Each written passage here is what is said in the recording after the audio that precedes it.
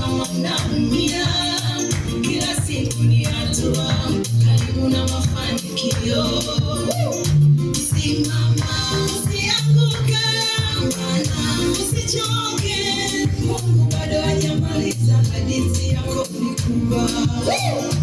Nitapita, nitapita hivi usiogope, nitapita, nitapita ila usiogope wala usiogope. Nitapita, nitapita hilo, nitapita. Usiogope, machozi yako furaha itarudi tena. Nisaidie makofi kwa Bwana Yesu.